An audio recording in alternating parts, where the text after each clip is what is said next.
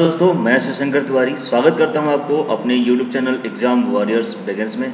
आप मुझे Facebook, Twitter के साथ-साथ टेलीग्राम पे ज़रूर ज्वाइन करें, क्योंकि मैं जो भी वीडियो डालता हूं उसका लिंक और साथ में वीडियो की पीडीएफ भी मैं टेलीग्राम पे ज़रूर देता हूं अपने चैनल पे। तो उसका लिंक डिस्क्रिप्शन में है, आप उसे ज़रूर ज्वाइन कर लें।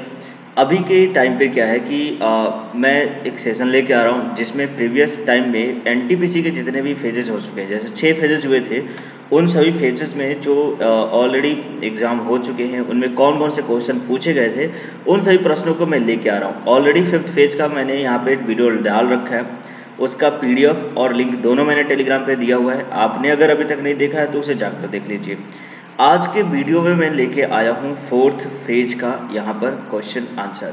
ठीक है, 4th फेज में जितने भी क्वेश्चन आंसर पूछे गए थे जो मुझे मिल पाए, उन सभी क्वेश्चंस को मैं लेकर के यहाँ पे आया हूँ। एक्चुअली ये ऐसा इसलिए हो रहा है क्योंकि आपका भी पेपर 7th फेज होने वाला है 23 जुलाई से। तो अगर आप ये सभी क्वेश्चंस को देख कर जाते हो तो डेफिनेटली वहाँ पे आपको फ़ायदा मिलेगा। इसलिए आप इन प्रश्नों को ज़रूर सॉल्व करें और काफ़ी अच्छे से लर्न कर लें, ताकि जब भी पेपर में ऐसा कुछ क्वेश्चन आए तो उन्हें आप सॉल्व करें। और इसके अलावा क्या है कि क्वेश्चन रिपीट भी होते हैं, तो रिपीट होने की वजह से क्वेश्चन दोबारा आ सकते हैं और इनके बिहाफ पे कुछ ऐसे क्वेश्चंस आप खुद तैयार कर सकते हो। और उसके लिए मैंने अलग से वीडियोस बनाई हुई है, वो मेरा चैनल है जिस पे आप देखते हो जीके का डोज एक हर रोज। ठीक है, उसमें आपको इनसे रिलेटेड ही मैंने काफ़ी क्वेश्चन कराए रखे हैं, आप उन्हें जाकर देखिएगा। चलिए शुरुआत करते हैं आज के प्रश्न को। पहला प्रश्न है आज का, फुल फॉर्म ऑफ एफक्यूडीएन, है ना। एफक्यूडीएन का फुल फॉर्म क्या होता है? देखो, फुल्ली क्वालिफाइड डोमेन नेम। ये कंप्यूटर से रिलेटेड क्वेश्चन है। कंप्यूटर से रिलेटेड क्वेश्चन में फुल फॉर्म या तो पूछा जाता है या फिर किसी पार्ट्स का क्या फंक्शन है वो पूछा जाता है। तो इस तरीके से आप इन्हें तैयार रखें। अगला प्रश्न है, कौन सा देश संयुक्त राष्ट्र संघ का 193वां सदस्य बन गया है? संयुक्त राष्ट्र यानी यूनाइटेड नेशन ऑर्गेनाइजेशन, जिसका मुख्यालय और न्यूयॉर्क में है। ठीक है, यहाँ पर अमेरिका में। तो उसका 192 सदस्य थे अभी तक, और फिलहाल बना है साउथ सुडान। यहाँ पे साउथ सुडान जो है अफ्रीकन कंट्री है और ये फिलहाल उसका सदस्य बन चुका है। Golden age of ancient India की बात की गई है यहाँ पे कि प्राचीन भारत का स्वर्ण युग किस शासक के अधीन था?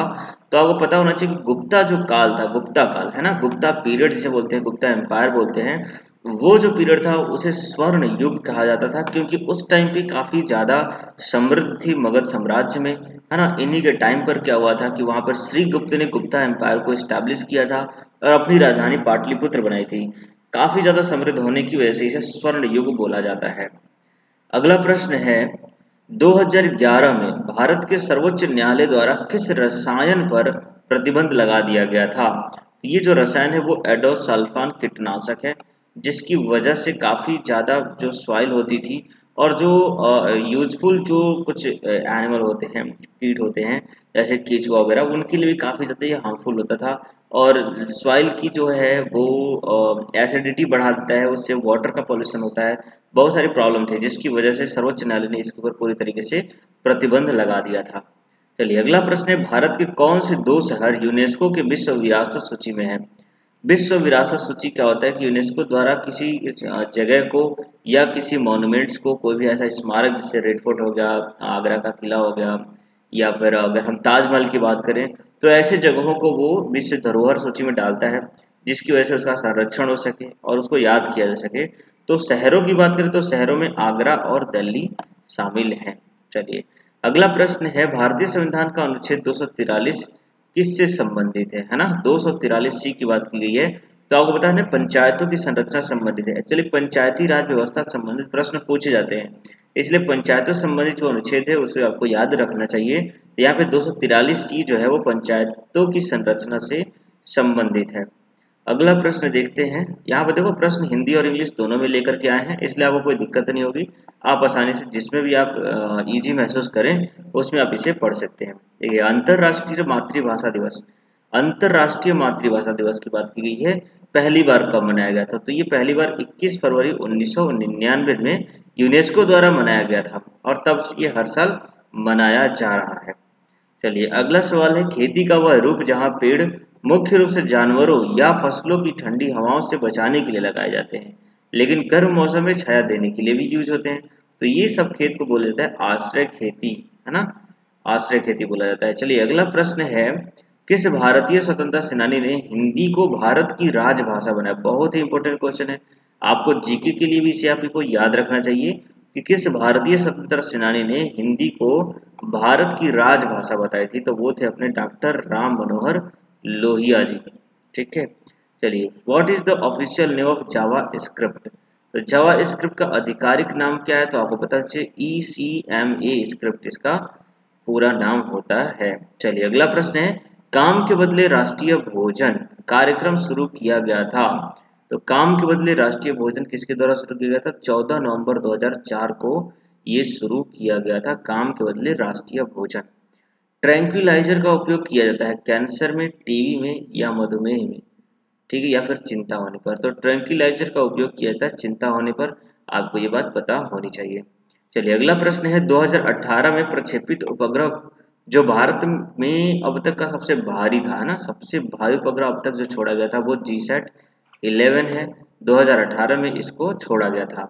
चलिए अगला प्रश्न है, हृदय योजना में कितने शहर शामिल है ना?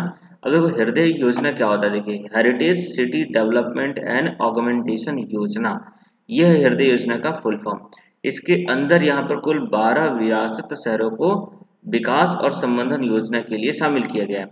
इसके तहत 12 शहरों जैसे कि अजमेर हो गया, अमृतसर हो गया, अमरावती, बदामी, द्वारका, गया, कांचीपुरा, मथुरा, पुरी, वाराणसी और वारंगल, इन सबको विकास के लिए पहचान किया गया और इनको डेवलपमेंट किया जाएगा। अगला प्रश्न है, लिंगराज मंदिर की स्थापना किसने की थी? ठीक है, लिंगराज मंदिर की स्थापना की थी राजा जाजाति केसरी ने। कब किया था इन्होंने? 11वीं शताब्दी में इस मंदिर को बनाया गया था और ये जो मंदिर है वो भगवान शिव को समर्पित है, जो कि भुवनेश्वर का में बना हुआ सबसे बड़ा मंदिर है।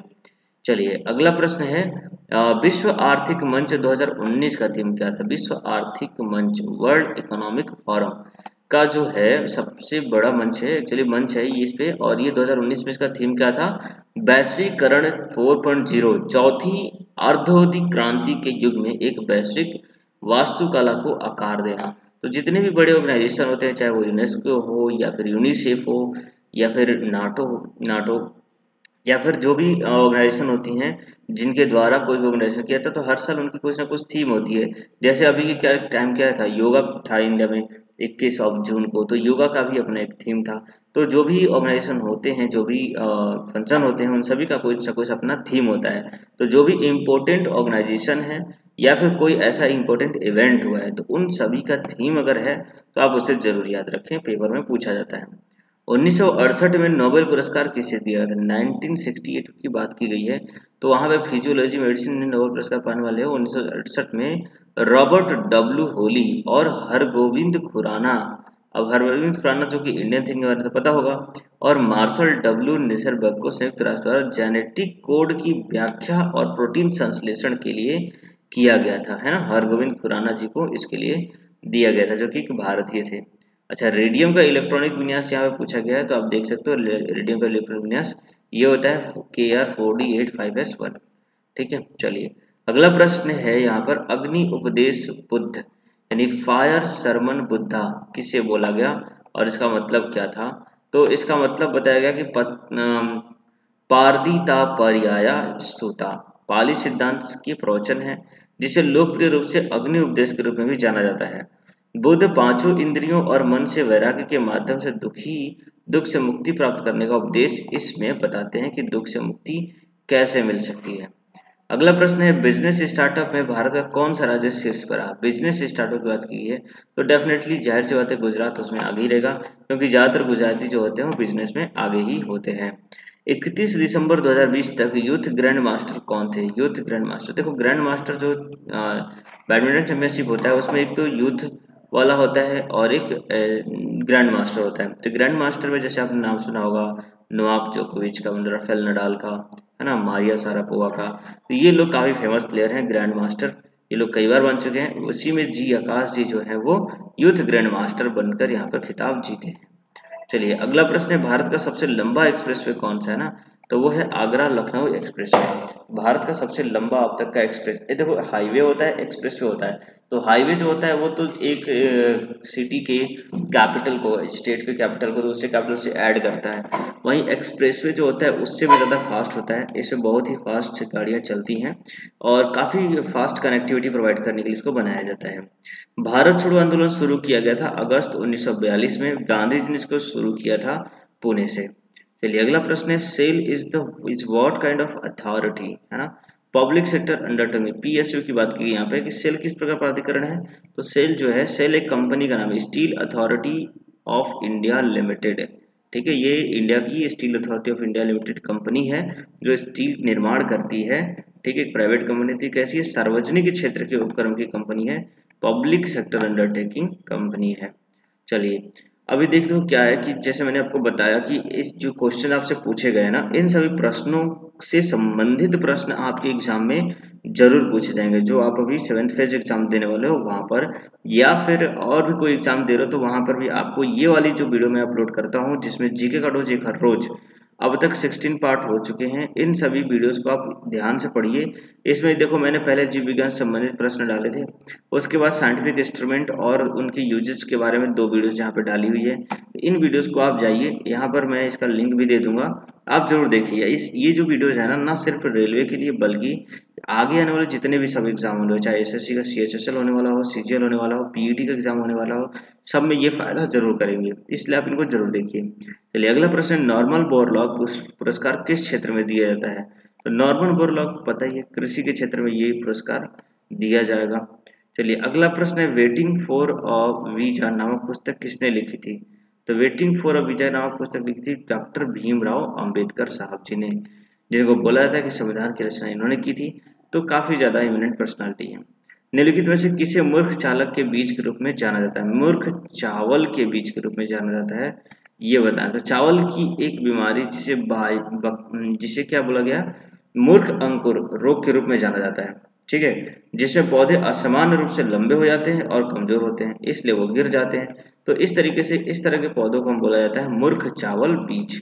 ठीक है, आपको याद रखना है। अगला प्रश्न है, माथुरी नृत्य किस राज्य का है, ये है लोकल डांस। ठीक है, और ये जो है वो आंध्र प्रदेश का एक लोकल डांस है। चलिए अगला प्रश्न आप देख सकते हैं कि भारतीय रुपए के प्रतीक को किसने डिजाइन किया था, भारतीय रुपए के प्रतीक चिन्ह को, यानी कि जो स्तंभ हो लगा हुआ है उसकी डिजाइनिंग किसने की थी, तो आपको पता है डी उदय कुमार, है ना, उदय कुमार धर्मलिंगम जी थे, इन्होंने उसकी डिजाइनिंग की थी। चलिए अगला प्रश्न है, जिस दिन पृथ्वी सूर्य के चारों ओर अपने कक्ष में सबसे दूर बिंदु पर होती है उसे क्या कहते हैं, अपहेलियन डे। तो देखो 2 टाइम ऐसा आता है कि जब पृथ्वी एक समय सूर्य से बहुत ज्यादा दूर होती है, और एक टाइम ऐसा आता है जब पृथ्वी सूर्य के बहुत ज्यादा नजदीक होती है। तो देखो जब 3 या 4 जनवरी का जो समय होता है ना इंडिया में, उस टाइम पे 3 या 4 जनवरी, 3 को मान लो या फिर 4 जनवरी को मान लो, तो ये 3 और 4 जनवरी को क्या होता है, प्री हेलियन होता है। प्री हेलियन यानी कि सन जो होता है वो पृथ्वी के बिल्कुल नजदीक होता है। वहीं हम 2 या 3 जुलाई की बात करते हैं तो उस टाइम पे जो सन है वो पृथ्वी से बहुत ही ज्यादा दूर होता है और उसे अपहेलियन बोलते हैं। ठीक है, तो ये आपको पता होना चाहिए। 2018 बुकर प्राइज के बारे में पूछा गया है, तो क्या है कि एना बर्न्स को उनके तीसरे उपन्यास के लिए मिल्कमैन के लिए 2018 बुकर प्राइज से सम्मानित किया गया था, एना बर्न्स के द्वारा। चलिए अगला प्रश्न है, 13वें आईपीएल में पर्पल कैप किसको मिला था ना, आईपीएल से भी प्रश्न पूछे जाते हैं कि पर्पल कैप किसको मिला और ऑरेंज कैप किसको मिला, ठीक है, कौन मैन ऑफ द मैच रहा, मैन ऑफ द सीरीज को रहा, कौन सी टीम जीती, इस तरीके से क्वेश्चन जरूर पूछे जाते हैं। तो आपको पता होना चाहिए कि यहाँ पर 13वें आईपीएल में कसिको रबाड़ा काफी अच्छे बॉलर हैं ये, और इनकी बदौलत यहाँ पर टीम जीत पाई। चलिए अगला प्रश्न है, youth wildlife photography of the year 2018 क्या है, तो youth world life photography of the year 2018 Arshdeep Singh को बनाया गया है। चलिए अगला प्रश्न है, भारत संयुक्त राष्ट्र का सदस्य कब बना है ना, यूनाइटेड नेशन का सदस्य भारत कब बना था, तो भारत पहले से ही इसका सदस्य 26 जून 1945 से ही जब ये बना था तभी से भारत इसका सदस्य रहा है यूनाइटेड नेशन का। चलिए अगला प्रश्न है, touch me not plant is of which plant kingdom, तो टच मी नॉट प्लांट जो है वो किस श्रेणी का पौधा है, तो आपको पता होना चाहिए कि ये जो टच मी प्लांट है वो मिमोस्का पुडिका उसका साइंटिफिक नेम होता है, और इसका जो परिवार है वो कौन सा है, फैबिसी परिवार से बिलोंग करता है टच मी नॉट। ठीक है, ये सब चीज़ें आप नोट डाउन कर लीजिए। अगर आप नोट डाउन नहीं कर सकते तो इसका पीडीएफ आप जरूर डाउनलोड कर लीजिए और पढ़ जरूर लीजिएगा, पेपर में काफ़ी फायदा मिलेगा आपको। 69वें संविधान संशोधन अधिनियम क्या है? तो 1999 में 69वें संविधान संशोधन दिल्ली को विशेष राज्य प्रदान किया गया था। इसे राष्ट्रीय राजधानी की क्षेत्र घोषित किया गया, जबकि उप राज्यपाल को दिल्ली का प्रशासक नामित किया गया। ठीक है, ये था 69वां संविधान संशोधन। चलिए अगला बताया गया है सोडियम बाइकार्बोनेट NaHCO3, है ना, NaH होने की वजह से बाई हो जाता है। ठीक है, sodium bicarbonate commonly known as baking soda. ठीक है, सोडियम बाइकार्बोनेट को ही बेकिंग सोडा बोला जाता है। आगे सवाल है ग्लिसरॉल, IUPAC नाम है, ग्लिसरॉल का IUPAC क्या नाम क्या है? तो यहाँ पर आपको पता होना चाहिए ग्लिसरॉल जो होता है वो प्रोपेन 1,2,3 होता है। चलिए अगला प्रश्न है नाबार्ड द्वारा प्रधानमंत्री की कौन सी योजना चलाई गई थी, है ना, नाबार्ड द्वारा। नाबार्ड का एक रूरल बैंक है जिसके द्वारा प्रधानमंत्री जो है किसानों को सहायता प्रदान करने के लिए इस बैंक को बनाया गया है। तो इसकी कौन सी योजना नहीं चला पाई है? तो यहाँ बताया गया कि PM कुसुम योजना। ठीक है, PM कुसुम योजना नाबार्ड द्वारा चलाई गई थी। राष्ट्रीय कृषि और ग्रामीण विकास बैंक नाबार्ड कृषि निवेशक कोष से ऋण प्रधानमंत्री किसान ऊर्जा सुरक्षा और उत्थान महिमान योजना के लिए उपलब्ध होगा, ऐसा बताया गया है। तो ये काफी अच्छा इनिशिएटिव है प्रधानमंत्री के नाबार्ड के द्वारा। चलिए अगला प्रश्न है कोल्हापुरी भाषा किस राज्य में बोली जाती है? तो कोल्हापुरी भाषा जो है वो महाराष्ट्र में बोली जाती है। पहला विश्व पर्यावरण दिवस किस वर्ष मनाया गया था? तो 1972 में। हर साल पर्यावरण दिवस मनाया जाता है 6 जून को। चलिए आंध्र प्रदेश में लापता बच्चों का पता लगाने के लिए पुलिस द्वारा विशेष अभियान चलाया जा रहा है। ठीक है, पुलिस द्वारा ये विशेष अभियान किस तरीके से काम करता है और क्या तरीके होते हैं, उसके लिए मैंने ऑलरेडी वीडियो बना रखी है, आप उसे जरूर जा करके देखिए आंध्र प्रदेश की पुलिस कैसे काम कर रही है। चलिए अगला प्रश्न है यूनेस्को से रिलेटेड क्वेश्चन आया था, आपके इसको फुल फॉर्म ही पता होना चाहिए, यूनाइटेड नेशन एजुकेशन सोसाइटी। ठीक है, कोऑपरेशन ऑर्गेनाइजेशन ऐसा कुछ करके इसका यूनेस्को का फुल फॉर्म होता है। और ये इंडियन हेरिटेज साइट को डिफाइन कर रहा था। तो इनके कुछ दो यहाँ पे क्या बोलते हैं उनके सदस्य थे, तो वहां पर उनके बारे में यहाँ पे बात की गई है। चलिए 2 gold medal winners in Paralympics from India, है ना, गोल्ड मेडल विनर बताना था जो पैरालंपिक्स में ही जीते थे। पैरालंपिक्स क्या होता है? वैसे लोग जो फिट नहीं है पूरे तरीके से, उनको कोई डिजीज प्रॉब्लम हो रही है या परमानेंट कोई ऐसी प्रॉब्लम हो गई है, तो उसके लिए लोगों को पैरालिसिस घोषित कर दिया जाता है और पैरालिसिस हो जाते हैं, ऐसे में वो गेम वगैरह नहीं खेल सकते। चलिए अगला प्रश्न है which one of the following is the bacterial disease. Bacterial disease की बात की गई है, तो एड्स जो है वो क्या है? एक तरीके का बैक्टीरियल डिजीज है। ठीक है, चलिए अगला प्रश्न है 65वां दादा साहब फाल्के पुरस्कार किसने जीता ना? 65वां दादा साहब, ये नंबर याद रखना जरूरी है क्योंकि कभी कभी 65वां 66वां ऐसा कुछ पूछता रहता है, तो नंबर नहीं पता रहेगा तो आप गलत लगा के आ जाओगे। तो 65वां जो है दादा साहब फाल्के पुरस्कार जो है विनोद खन्ना जी ने यहाँ पर इसको जीता था। चलिए अगला प्रश्न है कौन सा UNO प्राधिकरण नशीली दवाओं की लत और उससे संबंधित अपराध पर रोक लगाने में मदद करता है? तो ड्रग्स एंड क्राइम संयुक्त राष्ट्र कार्यालय होता है। अगला प्रश्न है यूवी का, है ना, यूईवी का यानी युवा वैज्ञानिक कार्यक्रम, इसके तहत इसरो ने एक तरीके साइंस प्रोग्राम यहाँ पे चलाया था यूलिका, जो काफी युवाओं को प्रेरित करने के लिए चलाया गया था। ठीक है, युवा विज्ञान कार्यक्रम, जिसमें स्कूल के छात्रों को बुला करके साइंस लेबोरेटरी में उनके एक्सपेरिमेंट को दिखाया जाएगा। कौन सा अंग श्वसन को नियंत्रित करता है? तो आपको पता होना चाहिए हमारी जो सांस क्रियाएं हैं वो अनैच्छिक क्रियाएं हैं। ठीक है, और इसे कंट्रोल करने का काम कौन करता है? मेडुला ऑब्लिगेंटा करता है। ठीक है, अगला सवाल है मोहनजोदाड़ो उत्खनन किसने शुरू किया था? तो मोहनजोदाड़ो की उत्खनन की जो शुरुआत है 1922 में हुई थी। ठीक है, आपको पता होना चाहिए कि मोहनजोदाड़ो जो है वो भारत का एक स्वर्णिम एक तरीके से देखा जाए तो इतिहास रहा है, आज से लगभग 5000 साल पहले। और ये जो मोहनजोदाड़ो है ना वो यहाँ पर रावी नदी के तट पर यहाँ पर है। ठीक है, जो कि अब के रखाइन प्रांत पंजाब के रखाइन प्रांत में है। एक्चुअली इसकी जब खोज हुई थी तो उस समय पर अंग्रेजों के द्वारा जो रेल की पटरियां बिछाई जा रही थी, तो उस समय ये खोज हुई थी और तब से हमें पता चलने लगा कि भारत में जो है ना वो हड़प्पा सिविलाइजेशन में लोग काफी वेल डिफाइंड तरीके से रहते थे, काफी अच्छे उनके घर हुआ करते थे। अगला प्रश्न है India first satellite related to education, तो उसका नाम है EDUSAT, है ना, ईडू से होता है एजुकेशन और सेट से होता है सैटेलाइट। तो एजुकेशन रिलेटेड सैटेलाइट कौन सी है? ईडू सेट है। शिक्षा से संबंधित हो गया। अभी चलो अगला प्रश्न है, भारतीय संविधान का 124वां संशोधन विधेयक संबंधित है। ठीक है, 124वां विधेयक संशोधन किससे संबंधित है? तो देखो ये प्रश्न जो है ना वो 5वें वाले फेज में भी आया था, 124वें को लेकर के था और अभी भी आया है। तो ये प्रश्न देखिए रिपीटेड है, दोबारा से रिपीट हो गया है। और मैंने आपको बताया था कि इसमें क्या है, कमजोर वर्ग के जो भी सामान्य वर्ग के कमजोर लोग हैं उनको 10% आरक्षण की बात यहाँ पे की गई है। चलिए अगला प्रश्न है, विटामिन B9 की कमी से कौन सा रोग होता है ना? विटामिन की कमी से होने वाले रोगों के ऊपर मैंने वीडियो ऑलरेडी बनाई है, आप उन्हें जाइए और देखिए। तो विटामिन B9 की कमी से जो होने वाला रोग है उसे कहते हैं मेगालोब्लास्टिक एनीमिया। ठीक है, चलिए अगला प्रश्न है, crust outer layer of the earth is called crust. It is very easy question, इतना आसान क्वेश्चन तो गलत नहीं होना चाहिए, है ना? तो outer layer of the earth is called crust, पृथ्वी की बाहरी परत को हम कर्ड बोलते हैं, क्रस्ट। चलिए अगला प्रश्न है, सूर्य की वायुमंडल की बाहरी परत को हम क्या बोलते हैं? तो कोरोना बोलते हैं। इससे को कौन भूलेगा, है ना? कोई नहीं भूल सकता। तो कोरोना जो है वो सूर्यमंडल की बाहरी सतह को बोला जाता है। चलिए अगला प्रश्न है, कोविड-19 कारण मृत्यु की सूचना देने वाला पहला राज्य कौन सा है? ठीक है, कोविड-19 की मृत्यु की सूचना देने वाला पहला राज्य कर्नाटक था। वहां पर ये केस आए थे और वहां पे लोगों की मृत्यु हो गई थी। चलिए, how many years pass since the quit India movement happened India? 1942 में हुआ था क्विट इंडिया मूवमेंट, तो अब से लेकर 78 ईयर्स तक हो चुके हैं। चलिए अगला प्रश्न है यहाँ पर, भारत की स्वतंत्रता के बाद जन्म लेने वाले भारत के पहले प्रधानमंत्री हैं नरेंद्र मोदी जी, जो कि 17 सितंबर 1950 में उन्होंने शपथ लिया था। तो भारत के स्वतंत्र होने के बाद ये पहले ऐसे मंत्री हैं जो स्वतंत्रता के बाद में आए थे। ठीक है, चलिए अगला प्रश्न है, फुल फॉर्म ऑफ भीम, है ना? भीम जो है एक ऐप है, भारत सरकार द्वारा जारी किया गया है, भारत इंटरफेस फॉर मनी।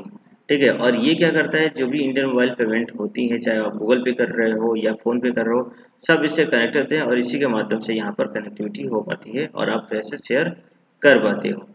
चलिए अगला प्रश्न है, full form of MB. MB का फुल फॉर्म क्या होता है? मेगाबाइट होता है। ठीक है, अगला है, फर्स्ट वुमेन जज ऑफ इंडिया, है ना? भारत की पहली महिला जज कौन थी? तो अन्ना चांडी, है ना? इनका नाम क्या था? अन्ना चांडी। चलिए अगला प्रश्न है, elephant temple is in which state? Bharat का जो है हाथी पार्क कहाँ पे, हाथी मंदिर कहाँ पे है? तो वो है केरल में। ठीक है, चलिए अगला प्रश्न है, who on first gold medal in Paralympics? Paralympics में सबसे पहला गोल्ड मेडल किसने जीता था? तो वो आपको बताना है यहाँ पर। 1972 समर पैरालंपिक हुआ था जिसमें मुरलीकांत पेटकर ने यहाँ पर जीता था ये पुरस्कार। चलिए अगला प्रश्न है जो कि आज का आखिरी दूसरा है, जिसमें पूछा गया है कि पैरालंपिक में पहला स्वर्ण पदक किसने जीता? और तो यहाँ पे आंसर था मुरलीकांत पेटकर ने। 2 से 11 अगस्त तक पश्चिम जर्मनी के हिंडनबर्ग में आयोजित 1972 ग्रीष्मकालीन पैरालंपिक्स में मुलाकात पेटकर ने भारत को अपने पहला स्वर्ण दिलाने के लिए 37.331 सेकंड के विश्व रिकॉर्ड के साथ 50 मिनट फ्री स्टाइल में तैरकर पूरा कर लिया था। तो इस तरीके से पैरालंपिक में मुरलीकांत जी को आपको याद रखना है। देखिए जितने भी स्पोर्ट्स प्लेयर होते हैं ना, उन सब से संबंधित क्वेश्चन जरूर पूछे जाते हैं। और ये है आज का आखिरी सवाल, जिससे पूछा गया कि 1857 का विद्रोह प्रथम स्वतंत्रता संग्राम किसने कहा था? यानी कि जो 1857 का जो विद्रोह हुआ था भारत में, उसे एक तरीके से स्वतंत्रता संग्राम माना गया था और इसे बोला था बी सावरकर जी ने। ठीक है, तो ये है आज के कुल 65 सवाल मैंने करा है 4th फेज से संबंधित।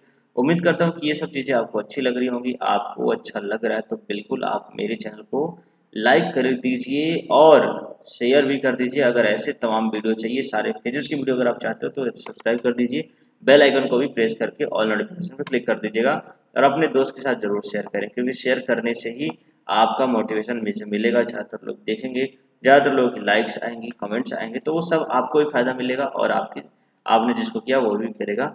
आपका दिन शुभ रहे। जय हिंद, जय भारत।